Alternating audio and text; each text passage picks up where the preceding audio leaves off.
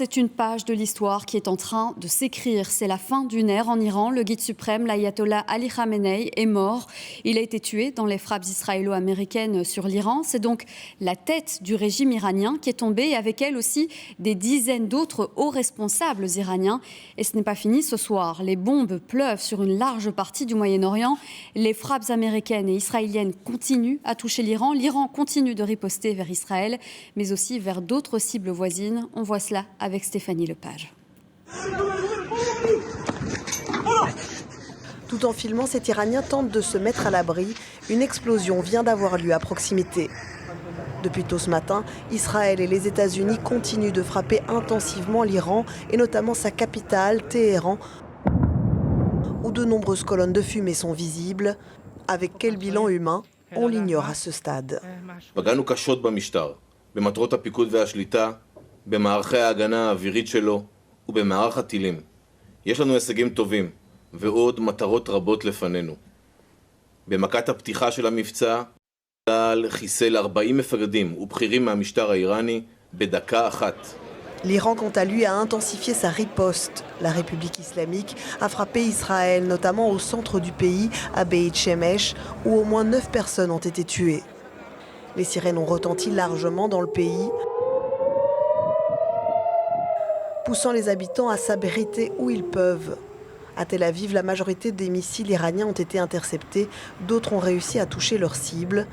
Suite à l'attaque qui a coûté la vie hier à l'ayatollah Ali Khamenei, le président iranien a annoncé qu'un nouveau conseil avait commencé à travailler. امروز شورای موقت رهبری کار خودش رو شروع کرده و به حول قوه خدا با قدرت مسیر امام رو و مسیر رهبر عزیز رو و مسیر تمام حق طلبان دنیا رو با قدرت ادامه خواهیم داد. L'Iran mène également des frappes aériennes sur les monarchies du Golfe voisines, déclarant vouloir y toucher des bases militaires américaines. Des explosions ont été constatées à Dubaï, Doha ou encore dans la zone portuaire d'Abu Dhabi. 3 personnes ont été tuées, plusieurs dizaines blessées. Une situation qui en inquiète certains, moins que d'autres.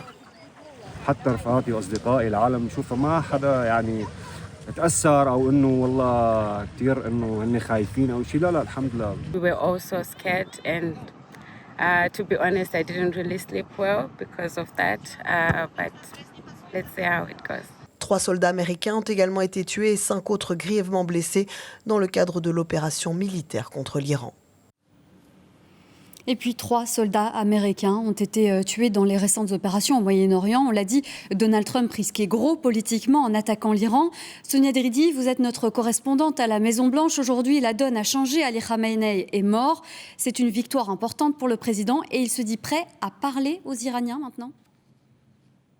Oui, Donald Trump qui a confié à un journaliste américain qu'il était prêt à engager le dialogue avec les Iraniens. Il a ajouté à leur demande, et il a ajouté qu'ils auraient pu le faire plus tôt. Il a également déclaré que 48 dirigeants iraniens avaient été tués depuis le début de l'intervention américaine. Et puis, il a aussi dit que cette intervention américaine en Iran se déroulait très bien, selon lui, que les Américains étaient en avance sur le calendrier. Alors Donald Trump adopte un style très différent en termes de communication que ses prédécesseurs en temps de guerre. Depuis le début de cette intervention en Iran, il n'y a pas eu de retour précipité de Donald Trump à la Maison-Blanche. Il est toujours dans sa résidence de Mar-a-Lago en Floride. Il n'y a pas eu d'allocution télévisée en direct, mais désormais il est encore plus sous la pression publique, la pression de l'opinion publique. Beaucoup d'Américains espère l'entendre bientôt, notamment après l'annonce de la mort de 3 soldats américains. C'est ce que craignaient beaucoup d'Américains qui sont opposés à cette intervention américaine. Certains de ces électeurs se disent même se sentir trahis et les démocrates, avec quelques républicains au Congrès, demandent un vote prochainement sur cette intervention américaine. Merci Sonia d'avoir pris le pouls pour nous du côté des États-Unis. C'est une période donc d'incertitude majeure qui a commencé au Moyen-Orient. Regardez un peu cette carte. En rouge, tous les pays touchés par des frappes depuis ce samedi matin. L'Iran et Israël, mais aussi toutes les bases américaines de la région sont des cibles potentielles. Et ce sont donc tous ces pays, l'Arabie Saoudite, le Bahreïn, le Qatar, les Émirats notamment, qui sont touchés, des pays qui pourraient vouloir riposter à leur tour. Et la mort de l'ayatollah suscite énormément de réactions et de colère aussi dans une partie du monde musulman, dans les pays à majorité chiite, parce que l'ayatollah était bien plus qu'un chef d'État, c'était un leader religieux. Et l'Iran a appelé aujourd'hui tous ses partisans à venger sa mort. Clara Wirtz. Des centaines de personnes se lancent à l'assaut d'une ambassade américaine. Au Pakistan, des manifestants furieux de la mort de Khamenei déversent leur colère. Des affrontements éclatent avec la police, 9 personnes sont tuées. En Inde, dans la région du Cachemire, des femmes et des hommes défilent aussi. Tout ce que nous avions a disparu, tout est fini. Les manifestants marchent ensemble, brandissent le portrait de Khamenei. Certains se prennent dans les bras, effondrés. We are mourning our beloved leader who was martyred, Sayyid Ali Khamenei. No doubt we are with a heavy heart, but our leader has said to be strong. En Irak, la colère s'installe, une foule de personnes appelle à la vengeance, vise des bâtiments américains. Un large dispositif de sécurité a été déployé. Les ressortissants américains sont invités à rester chez eux. En Turquie, enfin, des centaines de manifestants se sont rassemblés derrière une bannière réunissant Netanyahou, Trump et Hitler. Ils dénoncent les frappes américaines et israéliennes sur l'Iran.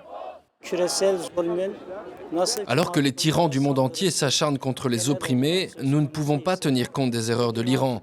L'Iran est notre frère et les autres pays sont nos frères. Le deuil de l'ayatollah semble donc s'étendre dans la région. Pour beaucoup de musulmans, Khamenei était plus que le guide suprême de l'Iran. He was also a religious figure who had a certain importance in the world of Shia Islam, which means that he had followers in Lebanon, in Iraq, in Bahrain, in Saudi, in the UAE, in Pakistan, and many other countries. There is a risk of major escalation in those areas precisely because of this. En Iran, le pays semble divisé. Si certaines personnes célèbrent la mort de Khamenei, des milliers d'autres se sont réunis pour pleurer leur guide suprême. Et on l'a dit, une page de l'histoire est en train de s'écrire, une autre se referme en Iran. C'est la fin d'un règne de 36 ans. Ali Khamenei avait pris le pouvoir en 1989. Il détenait l'autorité suprême sur le pays. Il était le visage de l'Iran chiite, éternel rival des États-Unis et de l'Occident. Un règne marqué aussi par la tyrannie. Il a réprimé de manière sanglante toute forme de contestation. Retour sur ces 36 ans de règne avec Pascal Boustamente. Ali Hosseini Khamenei est né en 1939 dans le nord-est de l'Iran. Dans sa jeunesse, il s'est engagé dans la contestation du régime du Shah et a participé à la révolution islamique de 1979. Dès le début du régime des Mollahs, il prend une place d'importance aux côtés de l'ayatollah Khomeini.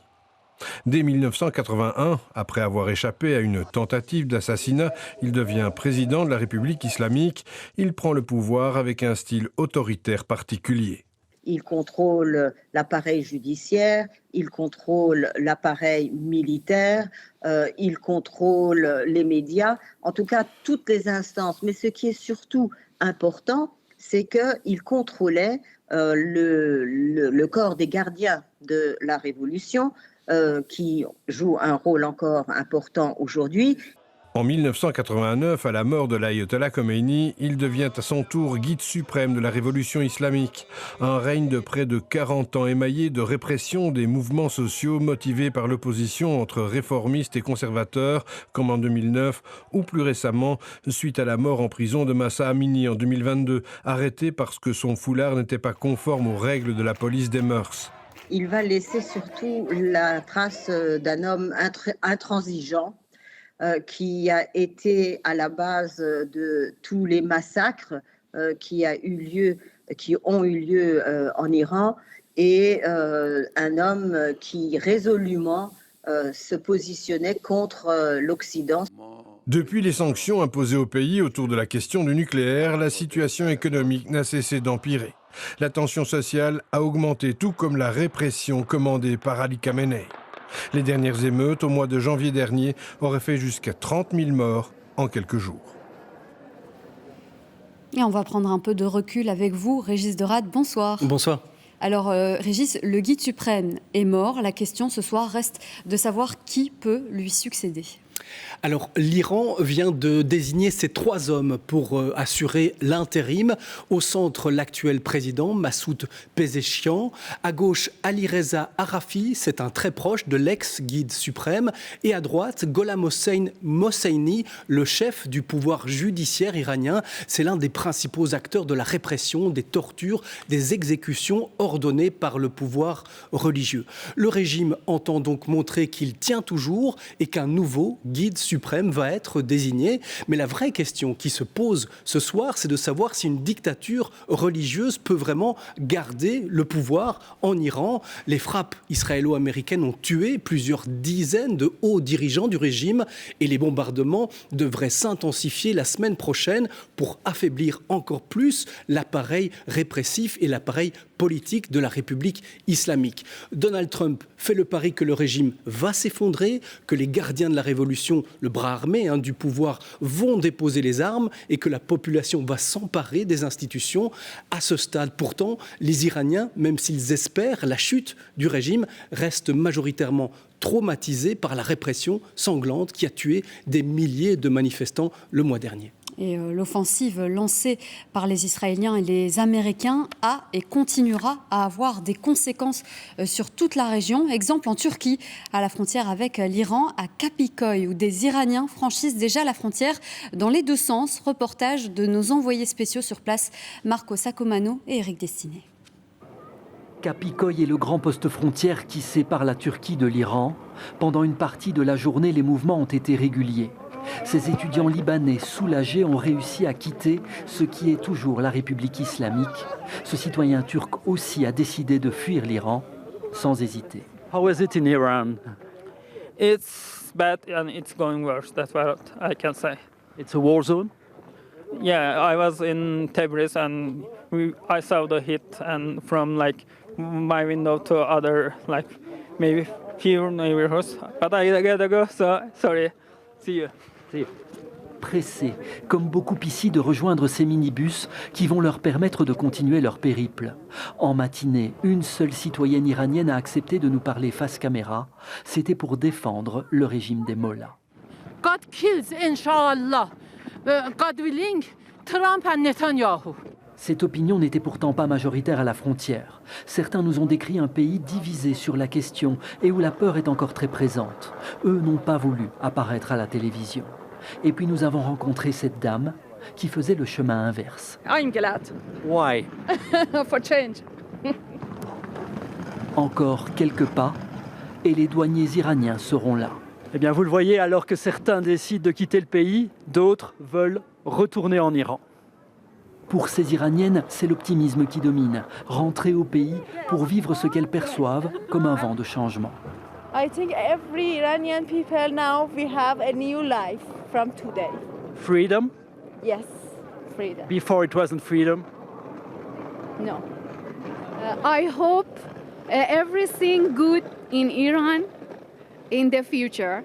And I love Iran. De l'amour pour un pays qui reste plongé dans l'incertitude. Autre répercussion, aujourd'hui, la tension est à son comble aussi dans le détroit d'Ormuz ce soir. Regardez plutôt cette carte. Le détroit d'Ormuz, c'est ce passage étroit qui relie le golfe Persique à l'océan Indien via le golfe d'Oman. L'Iran, au nord de ce détroit, a annoncé qu'il devait être considéré comme fermé à la navigation. Et aujourd'hui, 2 navires ont été touchés par des projectiles. Plusieurs armateurs ordonnent à leurs bateaux de ne plus passer par là, de fuir la zone. Et Régis Deratte, on va continuer la petite analyse avec vous. C'est un nœud névralgique du commerce maritime. Expliquez-nous, pourquoi est-il si important, Régis ? Eh bien, parce que c'est un point de passage clé du commerce mondial de pétrole. C'est par le détroit d'Ormuz que transite chaque jour 20% du pétrole mondial. L'or noir provient d'Arabie Saoudite, des Émirats Arabes Unis, d'Irak, du Koweït, du Qatar et d'Iran également. Et depuis hier, le détroit est donc bloqué par les gardiens de la révolution iranien. Près de 250 pétroliers ont dû jeter l'ancre dans le golfe Persique pour éviter le passage par le détroit. Alors, vous l'imaginez, cela met le marché du pétrole sous très haute tension. La guerre en Iran, les frappes israélo-américaines, les tirs de riposte iraniens vont avoir un impact très concret sur la hausse du prix du baril de pétrole brut, ce qui devrait entraîner également une hausse des prix des carburants à la pompe. Alors si le blocage de ce détroit d'Ormuz se prolonge, certains redoutent même un nouveau choc pétrolier. Alors c'est la Chine, proche alliée de l'Iran, qui s'approvisionne essentiellement en pétrole du Moyen-Orient, mais dans notre monde globalisé, les prochains jours seront décisifs pour les marchés énergétiques mondiaux. Merci Régis d'avoir été avec nous sur ce plateau pour décortiquer tout cela. Et puis ce qu'il se passe en Iran, la mort de l'ayatollah, tout cela est suivi de près par les Iraniens à l'étranger, en Belgique. Ils ne font évidemment pas exception. Il y a l'inquiétude, mais aussi le soulagement pour certains. Plusieurs centaines de personnes se sont d'ailleurs retrouvées cet après-midi à Bruxelles pour célébrer la mort d'Ali Khamenei. Sibel Ceylan et Damien Roulette se sont glissés parmi eux pour sonder leur état d'esprit. La place de Broucker transformée en piste de danse. Drapeau royaliste sur les épaules, cette jeune femme laisse éclater une joie aigre-douce. We were happy, but at the same time, we just lost more than 30,000 people a few months ago. And I was thinking, if the world had supported Iranian people just a few months ago, maybe we could have overthrown this government in June when Israel was attacking Iran. Beaucoup d'émotions. Dans la foule, les drapeaux israéliens et américains sont également présents. On est bien content qu'il est mort. Merci les Juifs, merci les Américains. Mais vous vous rendez compte qu'un peuple qui demande à un autre peuple de le bombarder pour le libérer, c'est beaucoup demandé ça. La plupart des manifestants présents demandent le retour de Reza Pahlavi à Téhéran, le fils du Shah d'Iran renversé en 1979. Il vit en exil, mais se propose d'organiser la transition post-régime islamiste. Le souvenir de cette royauté continue de vivre dans les esprits, même ceux des plus jeunes. Je ne connais pas de mes parents, de mes grands-parents. Je vois en fait comment lui et son père et son grand-père, en fait, ils ont été patriotes. Et pour nous, la valeur qu'il joue maintenant, c'est quelqu'un qui aime l'Iran, qui aime valoriser tout ce qu'on a. Tous ici, l'impression de vivre une séquence historique, un moment où le destin d'un pays pourrait basculer. Ze moeten heel goed weten wat er gebeurd is na zoveel jaar. Dus ze moeten lesje leren hoe dat ze moeten omgaan met de geschiedenis. Dus ze moeten ook alles weten.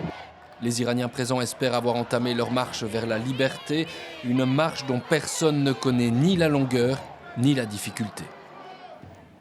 Et puis on l'a vu, on le répète, c'est tout le Moyen-Orient qui est touché par des frappes aujourd'hui. Le Moyen-Orient qui est aussi un point crucial pour le transport de passagers, pour les vols directs, mais aussi avec escale. En venant d'Europe, par exemple, pour aller en Asie, il est quasi impossible d'éviter une escale au Qatar ou aux Émirats. Et aujourd'hui, on ne compte plus le nombre de vols annulés et de nombreux voyageurs sont donc coincés à l'étranger. Sylvia Falcinelli et Thomas Mikils. Dans le ciel de Dubaï, des missiles sont interceptés. Christophe les a vus. Ce vacancier belge était en terrasse hier au moment des faits. On entend tout d'un coup des bruits étourdissants, des gros bruits, des explosions, 3-4 d'affilée.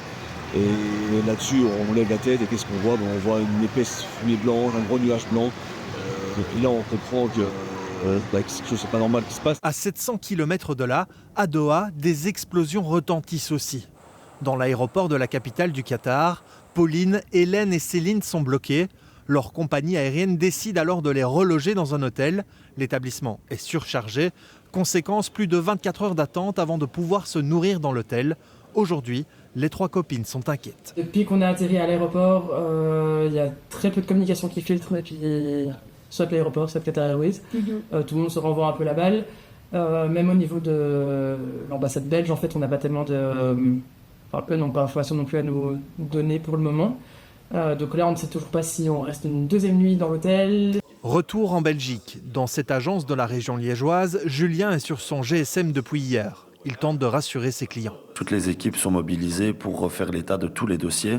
Donc que ce soit les dossiers en partance, je veux dire jusqu'au mercredi prochain, jusqu'au 3 mars, ainsi que tous les retours qu'on a aussi pour, je veux dire, de samedi et dimanche et de la semaine prochaine aussi. Et avec la fermeture de plusieurs grands aéroports du Golfe Persique, cela a des conséquences pour ces voyageurs partout dans le monde. Aujourd'hui, sur 60 clients bloqués, on a 9 clients bloqués aujourd'hui sur Dubaï, mais principalement des clients bloqués en Thaïlande, en Inde, en Indonésie aujourd'hui. Pourquoi? Parce que tous les vols qui transitent via les aéroports de Doha, de Dubaï et d'Abu Dhabi sont fermés au niveau de l'espace aérien, donc aucun vol ne démarre des destinations. Dimanche, en début de soirée, la situation ne semblait pas s'arranger dans les aéroports. L'espace aérien était toujours fermé dans la plupart des pays du Golfe.